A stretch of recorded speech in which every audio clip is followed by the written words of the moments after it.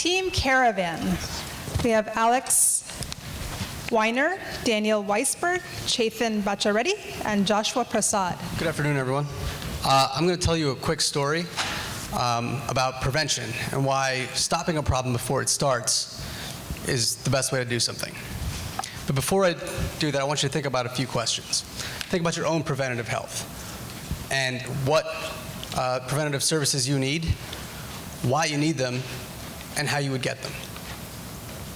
So the story I'm going to tell you is a bit ironic, and it's about my uncle, a patient we'll call Jack. Jack, my uncle, and several people in my family have a history of colon cancer. And my grandfather, his father, actually did have colon cancer when he was in his 40s. That would mean for my uncle, he should get screened at or before the age of 40. Well, unfortunately, when he turned 40, he did not get his colon cancer screening, or at 45. And by the time he was 50, we found out that he had colon cancer. Now, I'm happy to say he's doing fine, and they were able to remove the cancer, but at a lot of stress and cost to himself and his family. But the really astonishing part of the story is beyond all of that. It's that patient Jack is actually Dr. Jack, a primary care physician out west. And Dr. Jack, my uncle, is actually in the majority of patients across the country. 3 out of 4 patients, or about 75% of patients over the age of 50, are not up to date on their preventative screenings. So let's go back to those questions. Are you up to date on your screening tests? Do you even know which tests you need? So what about all these tests? Well, first, there are a ton of them. The U.S. Preventive Services Task Force makes recommendations on over 80 of them. And these recommendations are always changing. In fact, the recommendations for colonoscopies changed just this week. Second, all of these tests are free to patients under the new healthcare law. And third, for the first time, clinics are being paid not on what they do, but on the quality of care that they provide. And so that means that because these tests are shown to improve health and save lives, that clinics are basically being paid so that you get these tests. So then the question is, why aren't they being done? And the answers are multiple and complicated, but one startling statistic is that your primary care doctor, and I as a primary care doctor, we only have 7 minutes per year to devote to your preventative health. And when you think about all those tests and all of the decisions and the discussions and the coordination and navigation that prevention takes, you realize that prevention is a full-time job. So we're finding a way to bring it together, and it's called CARAVAN Prevention. CARAVAN links you to a prevention coach. That's somebody in your primary care office who's your partner in prevention. They're the ones who help you figure out what tests you need, why you need them, and how you can get them. And with this comes a secure online personalized dashboard that lays out your prevention plan, gets you access to educational materials, allows you to schedule the tests online, and then allows you to connect to a prevention coach like Alex. Okay, so imagine for a second if Josh's uncle had been able to enroll in Caravan. So it would have been free, and the first thing that would have happened is that he would have sat down with someone like me, a prevention coach. We'd have gone through an intake questionnaire. I would have figured out that he had a family history of colon cancer. And then we would have actually developed a screening schedule for all the tests that he needed to get done. And then we would have figured out exactly how he wanted us to connect with him and remind him to get these tests, because again, Caravan's about making prevention happen. So ultimately, we may have caught his cancer sooner. So we at Caravan take prevention very seriously.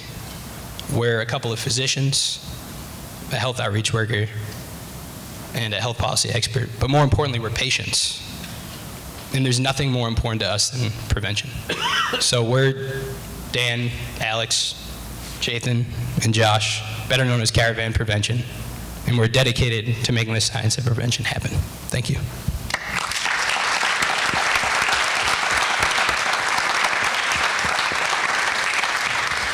Okay, we'll open it up to our patients and caregivers for questions. Well, I have 2 questions. The first is, again, who pays for this? And the second is, where does it reside? Does it reside with my primary care physician? And if so, how does he know or she know that what you're coaching me about is in alignment with what he or she thinks is best for me? Okay, great. So first of all, thank you everybody for coming out here to listen to our ideas. Really appreciate your time and your input. So the first question is a very important one we've been thinking about a lot. Who pays for this, right? What is the business model? How do you make this sustainable?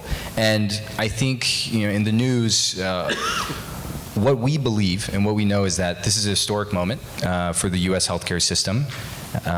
Health and Human Services announced earlier this year that 30% of all Medicare payments are going to be tied to value, to quality. By 2018, that becomes 50%. And so from the Medicare Shared Savings Quality Demonstration Program, we know that really ACOs aren't fully taking advantage of these quality incentives. As you can see here, they're only doing a middling job when it comes to prevention. And because of this, because they're only attaining their adherence to lipid screenings only 54%, that means that they're leaving money on the table. So that's where Caravan Prevention comes in.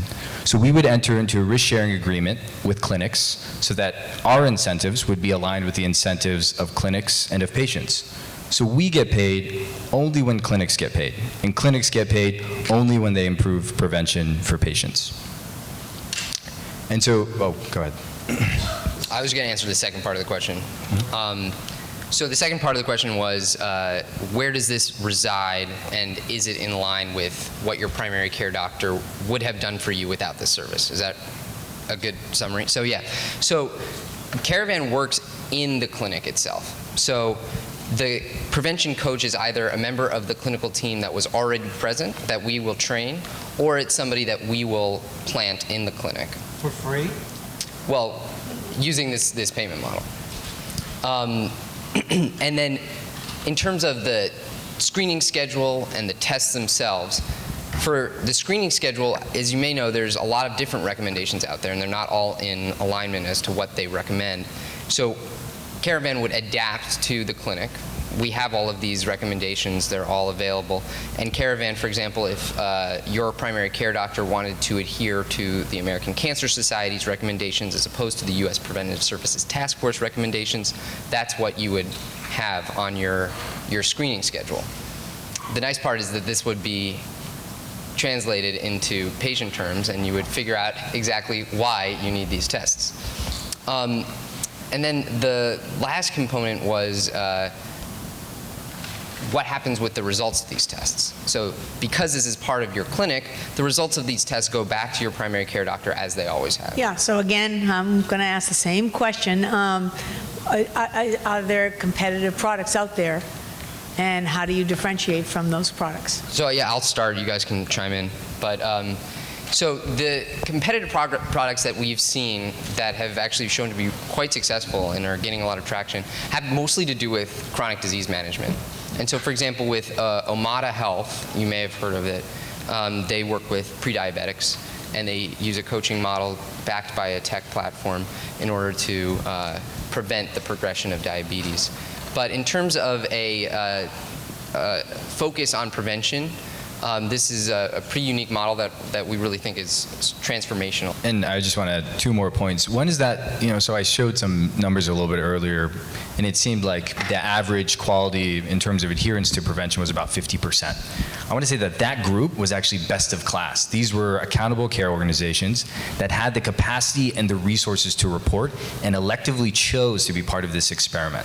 So that's the best that we have in the US right now. So you can imagine sort of mom and pop private practice clinics, non-urban settings, non-academic medical centers, that the numbers are probably a little bit worse.